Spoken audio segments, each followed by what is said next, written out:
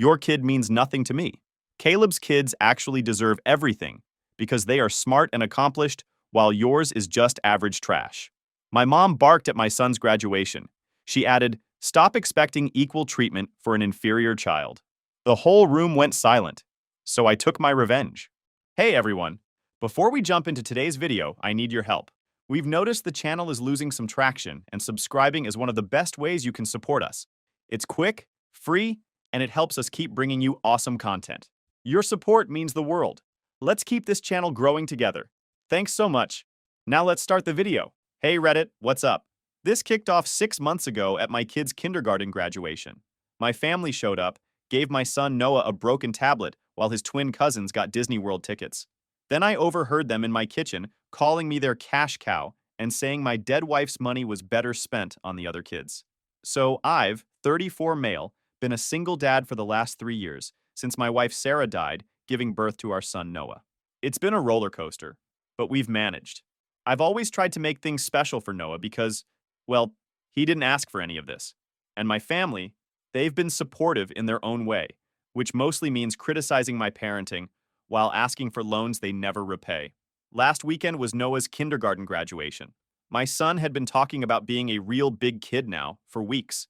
My younger brother Caleb, 30, has twin girls the same age as Noah, and he suggested we do a joint family dinner to celebrate all the kids. "Let's split the planning," he said. Guess who did all the actual work? I spent all day cleaning my place, decorating with those cheesy graduation cutouts, and cooking Sarah's lasagna recipe that Noah loves. I even made that complicated chocolate cake Sarah used to make for special occasions. My parents always said it was unnecessarily fancy, but Noah loves it because it has pictures of his mom making it. Caleb showed up 45 minutes late with my parents, brought absolutely nothing, and immediately started complaining about the parking on my street. The twins ran in wearing matching dresses that probably cost more than my monthly car payment. Noah was so excited to see his cousins, he was practically vibrating. Dinner actually went okay at first. Noah proudly showed everyone the little certificate they got at the graduation ceremony. The twins talked over him about their dance recital, but he didn't seem to mind. Then came time for the gifts. My parents went first. For Noah, they brought an educational tablet that looked like it had been sitting in a clearance bin since 2015. When I tried to turn it on, the battery was dead, and the charger was missing. My dad just shrugged and said, "Well, he can learn to fix it. Good for building character." Then they gave the twins their presents: Disney World tickets and these fancy charm bracelets with actual birthstones. The contrast was so obvious even Noah noticed, his smile fading a little as the twins screamed with excitement. My friend Vera, who's basically family at this point, was the only one who gave Noah something he actually wanted: this telescope kit he'd been pointing out in catalogs for months. His face lit up when he opened it, and he immediately asked if we could set it up that night. "Isn't that a bit advanced for him?" my mom asked, looking concerned. "The twins are taking piano already. Maybe something more artistic would be better for Noah." I bit my tongue. I've gotten good at that over the years. But something was bugging me. Just 2 weeks ago, my parents had come over asking to borrow $3,000 for emergency car repairs. They gave me some story about the transmission going out, and I wrote them a check like I always do. But now they're buying Disney tickets and jewelry. Those tickets alone had to be over $1,000 for the package they described. During dinner, I casually asked, "So how'd you manage to swing the Disney trip?" I thought things were tight with the car repairs and all. Mom nearly choked on her wine, but recovered quickly. "Oh, we found this special grandparent package deal online. Very reasonable. And your father's bonus came through early." I blinked. "Bonus? He's retired." Dad didn't even flinch. "Doesn't mean I don't have income," he grunted. "Not that it's any of your business." Then he suddenly turned to Caleb and launched into a whole story about his golf tournament win. I let it go in the moment because Noah was sitting next to me, and I wasn't about to start something in front of him. But it didn't stop there. Mom leaned over a few minutes later, still wearing that plastic smile.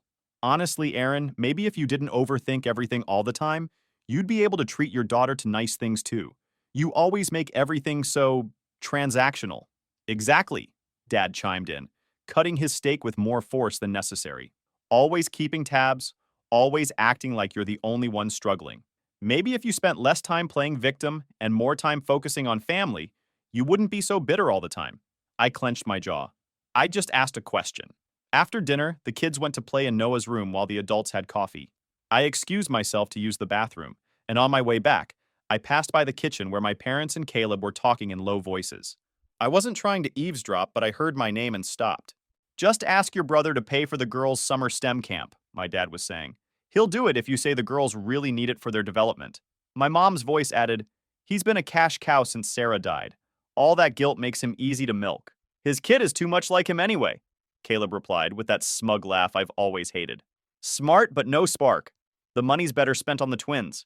I felt like I'd been punched in the gut. 3 years of loans and temporary help flashed through my mind. The constant comparisons between Noah and the twins. The subtle digs about how I was raising him wrong. The way they'd blamed me for Sarah's death with comments like, if you'd taken her to a better hospital, or she was always working too hard taking care of you. I wanted to burst in and confront them, but Noah's face flashed in my mind. He was having a good night. He loved his cousins, despite everything. So I backtracked, made my footsteps louder on the return, and walked into the living room with a fake smile plastered on my face. After everyone left, I tucked Noah into bed. He clutched the instruction manual for his new telescope to his chest like a teddy bear. After he fell asleep, I sat in the dark living room, thinking about what I'd heard. About all the times I'd written checks because family helps family. About the business I'd helped Caleb start with my inheritance from Sarah's life insurance, the one that was supposedly struggling despite the new BMW in his driveway. Something inside me hardened. Noah deserved better. I deserved better. Sarah would be furious if she knew how they'd been treating our son. I texted Vera, need to talk. It's about my family. Her response came immediately. Your place, 10 a.m. I've been waiting for you to figure it out. For the first time in 3 years, I felt angry. Vera showed up at 10 a.m. sharp with coffee and bagels. She's always been punctual. One of the reasons she's crushed it in her finance career, while I've been stuck in the same architecture firm for years. We've been friends since college when she and Sarah were roommates. After Sarah died, Vera stepped up in ways I never expected, becoming Noah's unofficial aunt and my sanity check.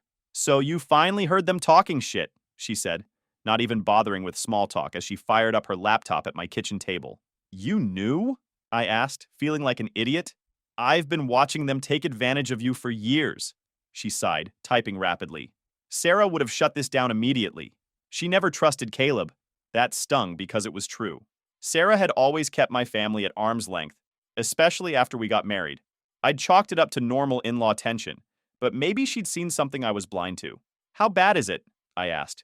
Let's find out. Vera pulled up a spreadsheet. I've been keeping track of every time you mentioned loaning them money. Just the amounts you've told me about. She turned the screen toward me. The total at the bottom made my stomach drop. $76,450 over 3 years. There's more, Vera said, pulling up another window. Remember when you helped Caleb start that construction company? How could I forget? I'd put in $250,000 of Sarah's life insurance money as startup capital. Caleb had convinced me it was a solid investment, that I'd be a silent partner while he handled operations. The business, officially called Brothers Construction, was supposed to be Noah's inheritance someday. My 80% ownership on paper meant security for my son's future. The business is failing, right? I asked. That's what Caleb kept telling me. Why they couldn't pay dividends. Why he sometimes needed extra cash to keep things afloat despite being the operational partner. Vieira's expression turned grim. That's what he wants you to think. She spent the next hour showing me what she'd found through some searches that probably skirted the edge of legality. Banking records, tax filings, property purchases. Contrary to Caleb's sob stories, Brothers Construction had been profitable for the past 2 years. Very profitable. But the accounting had been manipulated to show losses on paper while funneling money to my brother and parents through inflated consultant fees and phony expenses. The company credit card statements were the final straw. Countless charges for restaurants, clothing stores, and yes, a $6,200 charge to Disney Vacations just 3 days after my parents borrowed money for car repairs. They're using the company as their personal piggy bank, Vera explained. Meanwhile, you're the majority owner on paper, which means I'm legally responsible, I finished, the implications hitting me like a truck. If there's an audit or lawsuit, you'd be on the hook, she confirmed. And there's more. The quarterly tax payments have been irregular. If the IRS investigates, my head was spinning. I'd trusted my brother with everything, and he'd been robbing me blind while I struggled to give Noah a decent life. Just then, Noah wandered into the kitchen, rubbing sleep from his eyes. He'd slept in after the excitement of the graduation party. Morning, buddy, I said, quickly switching screens. Want some breakfast? As I made him scrambled eggs, He chatted happily about the party, completely unaware of my internal meltdown. Then he said something that stopped me cold.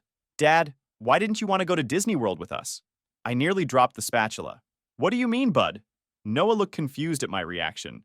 Uncle Caleb said the company bought Disney tickets for everyone, but you didn't want to go because you're too busy. The audacity. They were using my company to buy themselves vacations, and telling my son I didn't want to include him? When did Uncle Caleb tell you this? I asked, trying to keep my voice casual. When I went to get water last night. He was showing Grandma pictures of the Disney hotel on his phone. Noah poked at his eggs. It's okay if you don't want to go. I know you have to work a lot. My heart shattered. This innocent kid thought I was choosing work over making memories with him, all because my family was spinning lies to cover their theft. After breakfast, we spent the morning building the telescope. Noah was methodical, reading each step aloud, his little face serious with concentration. So much like Sarah, it hurt. As we worked, I made a decision. This ended now. I called Vera again. I need a lawyer, I said without preamble. A shark. I've got just the person, she replied, and I could hear the smile in her voice. Joanna Chen. She specializes in business fraud and family financial disputes. She's ruthless. Get me an appointment, and I need a forensic accountant. Already on it. My firm uses a guy named Marquez, who's former IRS. He can start Monday. I took a deep breath. This could get ugly. They're going to hate me.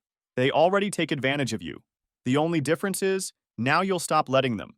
That afternoon, while Noah was still sleeping, I dug through my home office for every financial record I could find related to Brothers Construction. Startup documents, tax returns. The operating agreement Caleb had assured me was standard. Email exchanges where he explained why the business was struggling despite the new equipment he kept buying. Looking at it all with fresh eyes, the red flags were so obvious I felt like an idiot for missing them. The standard agreement gave Caleb authority to approve expenses under $10,000 without my sign-off. The struggling business somehow always had cash for new trucks and equipment upgrades. The convenient explanation that construction was seasonal whenever I asked about finances. My phone buzzed with a text from Caleb. Hey bro, the twins got into this amazing summer STEM program. It would really give them an edge. I'd cover it, but things are tight with the business investments. Any chance you could help out? $8,500 for both girls. They'd really appreciate their uncle stepping up. In the past, I'd have said yes immediately, desperate for their approval, wanting the twins to like me, hoping Noah would benefit from the connection to his cousins. Now I saw it for what it was. Another manipulation. Another withdrawal from the bank of sucker. I texted back, let me think about it. Things are a bit tight right now. His response was immediate. No problem. Family always comes first. The girls were just really hoping to go. They even mentioned how much they wanted to tell Noah about it since he likes science. Using my son as leverage. Classy. I put the phone down without responding and went to check on Noah. He was still asleep, clutching the stuffed astronaut Vera had given him for his birthday. His room was modest compared to the lavish setups I'd seen at Caleb's house for the twins. No expensive furniture or mountains of toys. Just books, space posters, and the few quality things I could afford after keeping us housed and fed. He deserved so much better.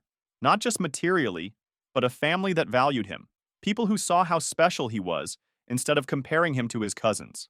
I'm going to fix this, I whispered to him, brushing hair from his forehead. I promise. My phone buzzed again. Vera had sent an email with the lawyer's information and an appointment for Monday morning. The subject line read, "Time to play hardball." For the first time since overhearing that conversation in my kitchen, I felt a sense of control returning. They'd taken advantage of my grief, my guilt, my desire to keep family close for Noah's sake. They'd stolen from my son's future while pretending to care about him. That ended now. I wasn't just fighting for myself anymore, I was fighting for Noah.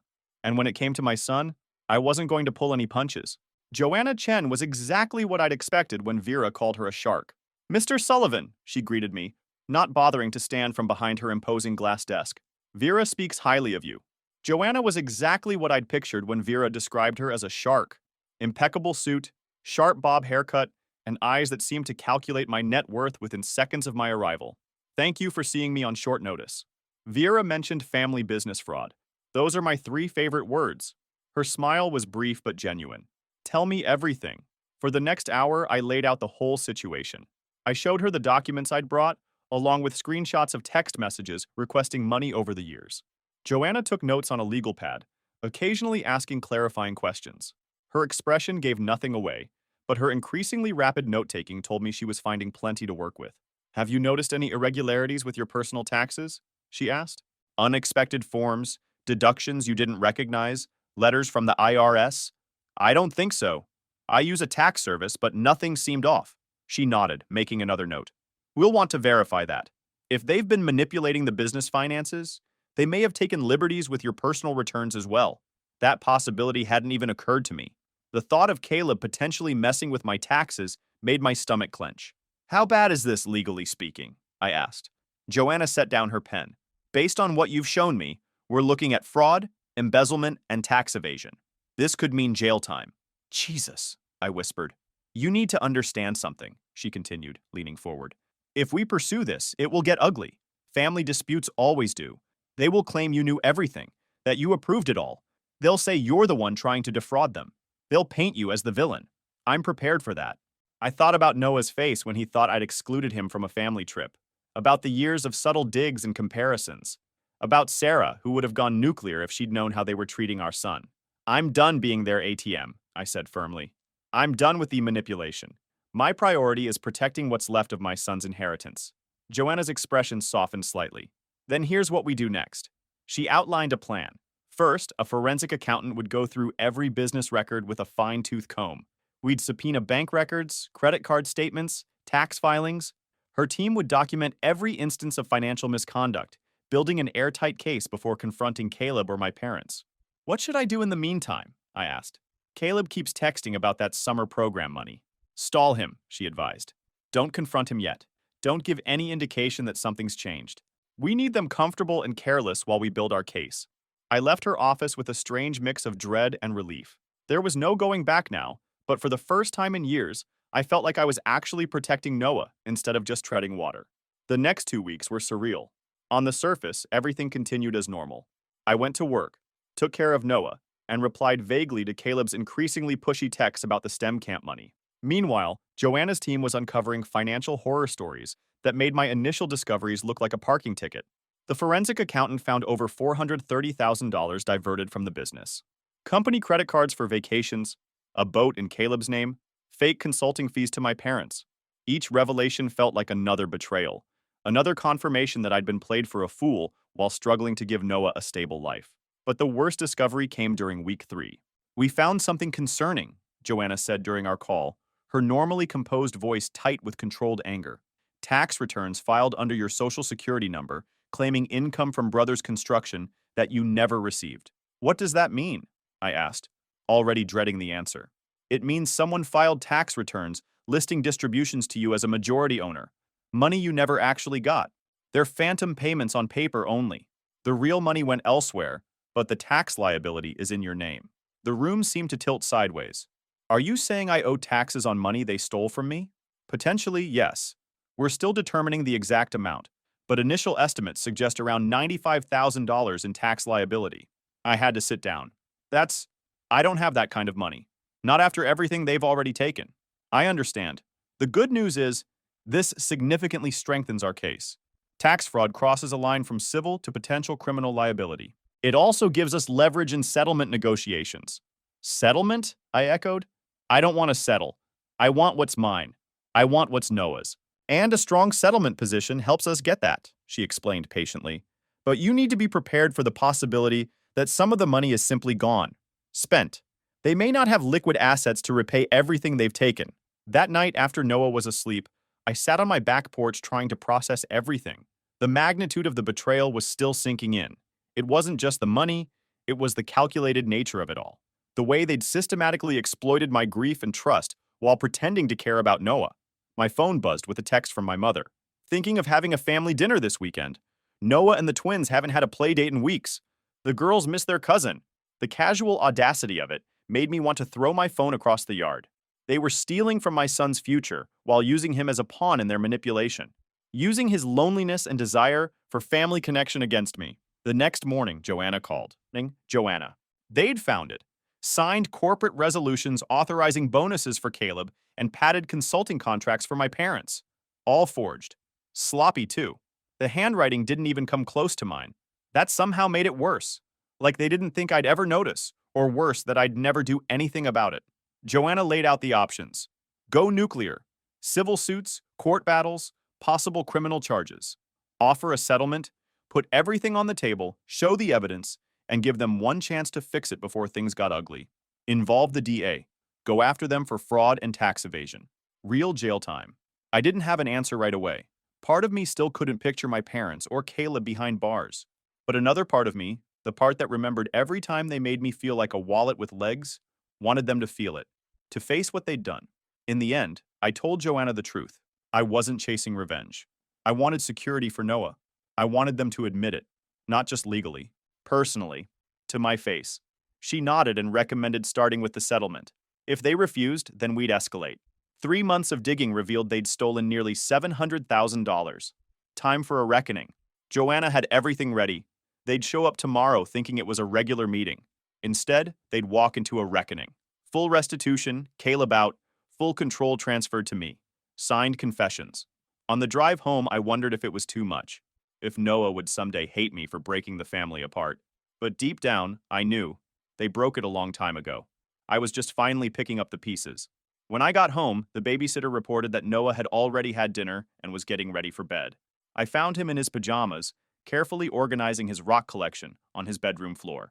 "Hey, buddy," I said, sitting on his bed. "What are you working on?" "I'm organizing by type," he explained seriously. "Igneous, sedimentary, and metamorphic. But I think this one might be a fossil." He held up what looked like an ordinary pebble. "Hey, can I ask you something? Do you like spending time with Grandma and Grandpa and Uncle Caleb?" Noah considered this with the seriousness only a child can bring to an adult question. "Sometimes, but they always say I talk too much about space and rocks and stuff, and they make me share all my toys with the twins. But the twins don't have to share their special toys with me." My heart clenched. "Do they say other things that make you feel bad?" He shrugged, suddenly interested in reorganizing his rocks. "Grandma says I'm too skinny and need to eat more. Grandpa says I should play sports instead of reading so much. Uncle Caleb says I need to toughen up." Each comment was like a knife. They weren't just stealing from him financially. They were chipping away at his self-esteem. "You know those things aren't true, right? There's nothing wrong with being interested in science and books.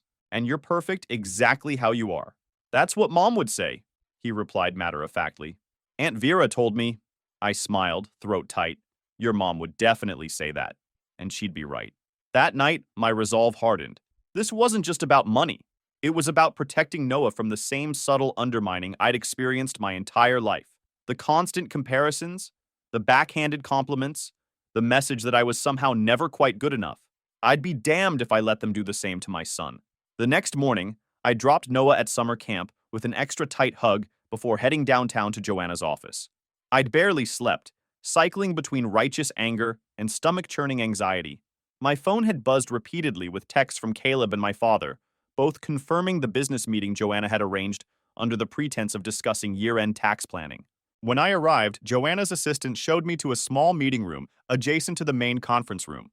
"We'll have you wait here until they've all arrived," she explained. "Ms. Chen thinks it's best if you enter after she's introduced herself," and explained the purpose of the meeting. Through the wall, I could hear muffled voices as my family arrived one by one. My father's booming tone, my mother's high-pitched laugh, Caleb's voice, always slightly louder than necessary. They sounded relaxed, unsuspecting. After what felt like hours, Joanna opened the connecting door. "They're all here. Are you ready?" I nodded, straightening my tie. I'd dressed carefully that morning in my best suit, the one I'd worn to Noah's christening, a reminder of why I was doing this. Walking into that conference room was one of the hardest things I've ever done. 3 heads turned toward me, expressions shifting from confusion to wariness, as they took in my serious expression and Joanna's professional demeanor. "What's going on?" my father demanded. "Who is this woman?" "I'm Joanna Chen, legal counsel for your son," she replied smoothly. "Thank you all for coming today. We have some serious matters to discuss regarding Brothers Construction." "Legal counsel?" Caleb laughed, though his eyes darted nervously between Joanna and me. "What the hell, bro? If you had concerns about the business, why not just talk to me directly?" I remained silent, letting Joanna take the lead as planned. "We've been digging into your finances for 3 months," she said, opening a folder. "What we found is systematic fraud and tax evasion." The temperature in the room seemed to drop. My father's face flushed dark red. My mother's hand flew to her throat. Caleb's cocky smile vanished. "That's ridiculous," my father sputtered. "This is a family business. We've done nothing wrong. Joanna ignored him, sliding copies of the summary document across the table. This outlines our findings. I suggest you review it carefully before making any further statements. For several minutes, the only sound was the shuffling of papers and my mother's increasingly distressed breathing. I watched their faces as they absorbed the evidence, the precise documentation of their theft laid out in black and white.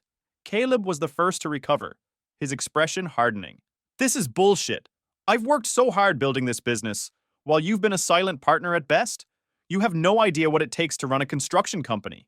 Is that why you needed $15,000 in emergency equipment repairs the same week you bought your new boat? I asked quietly. Or why the company apparently needed to pay for your twins' private school tuition as an educational business expense? His face paled. You're taking all this out of context. The context is quite clear, Joanna interjected. You've diverted company funds for personal use while falsely reporting business losses to the majority owner. You've created fraudulent tax documents. You forged Mr. Sullivan's signature on corporate resolutions. Each of these actions constitutes a serious legal violation. My mother began to cry, her carefully applied makeup streaking. We're family, she sobbed. How could you do this to us? The familiar guilt rose in my chest, the automatic response I'd been conditioned to feel whenever they were upset with me. But this time, I pushed it down. How could you do this to Noah? I countered. That was his future you were stealing, his inheritance, money that should have gone toward his education, his opportunities, all while you treated him like an afterthought. We've always loved Noah, my father insisted, his voice rising. This isn't about him. The Disney trip was about him, I replied. The one you told him I didn't want to take him on. The one you paid for with company funds right after borrowing $3,000 from me for emergency car repairs. My father at least had the decency to look ashamed, but Caleb went on the offensive. So you hired some shark lawyer to come after your own family over some accounting irregularities? Real nice, bro. What kind of person does that? The kind who's done being exploited, I answered, surprised by the steadiness in my voice. The kind who's finally standing up for himself and his son. Joanna took control of the conversation again, outlining our demands in precise legal language. As she detailed the financial restitution required, the management changes, the signed admissions of wrongdoing, their expressions shifted from shock to outrage. This is extortion, my father growled. We'll fight this. You're welcome to, Joanna replied calmly. But I should make you aware that our next step would be to present evidence of tax fraud and document forgery to the district attorney. The potential penalties for those crimes include substantial fines and incarceration. You'd send your own family to jail? My mother's voice was horrified, her eyes boring into mine. For a moment, I hesitated. The weight of their stares, the history between us, the childhood conditioning to put their needs first. It all pressed down on me. Then I thought of Noah organizing his rocks by type.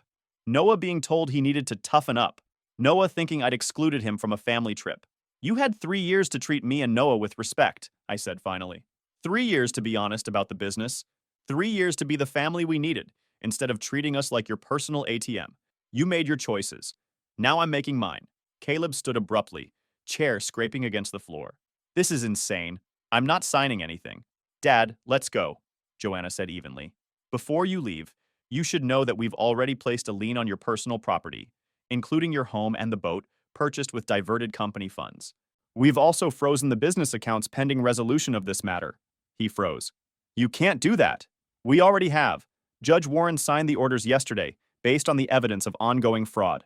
The color drained from Caleb's face as the reality of the situation finally hit him. I have mortgage payments, car payments.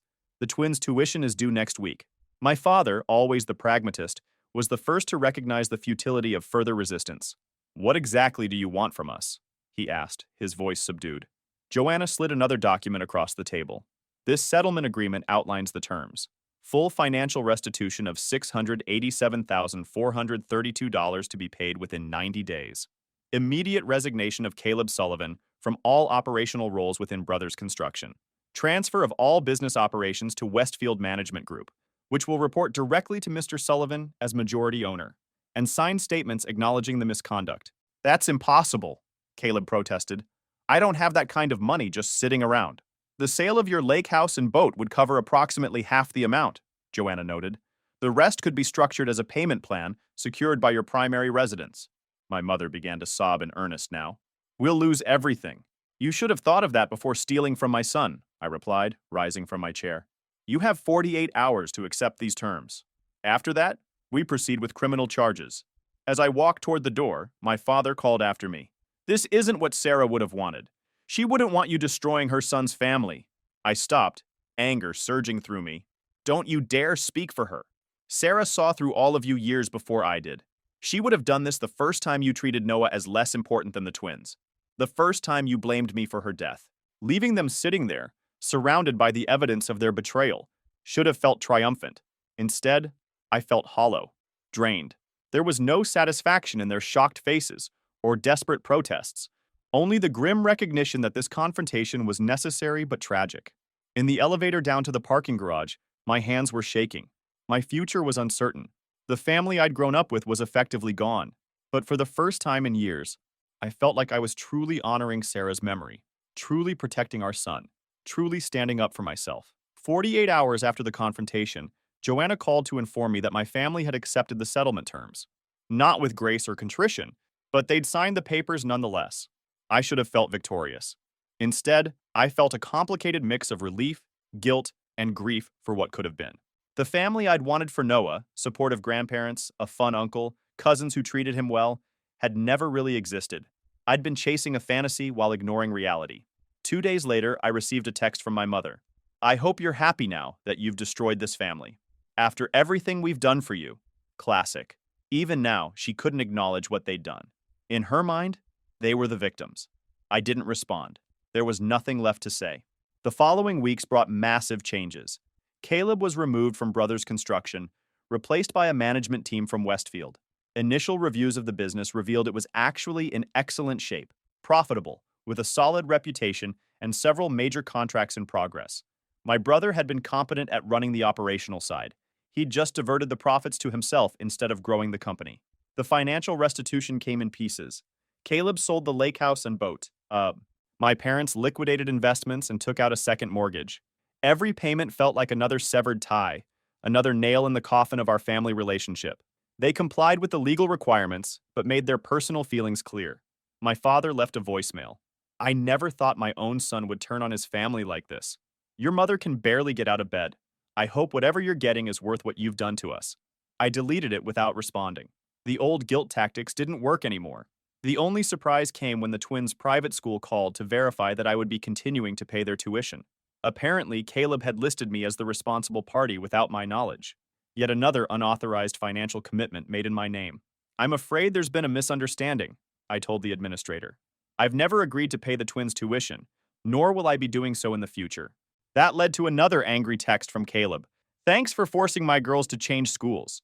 Real nice uncle move there. I blocked his number after that. 3 months after the confrontation, life had begun to stabilize.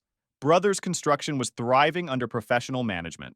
The first profit distributions had been deposited into a trust for Noah's education.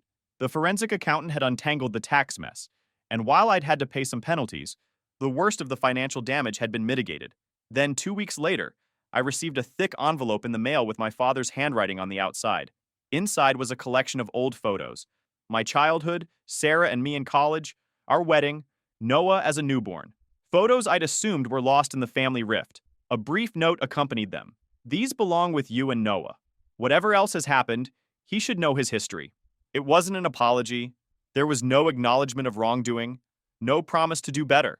But it was something, a small recognition of Noah's right to his own heritage, separate from the current conflict. Whatever happened with my parents, whether reconciliation was possible or not, I knew I'd made the right decision. Not just in confronting the financial fraud, but in breaking the cycles of manipulation and conditional love that had defined my childhood. Noah deserved better, and so did I.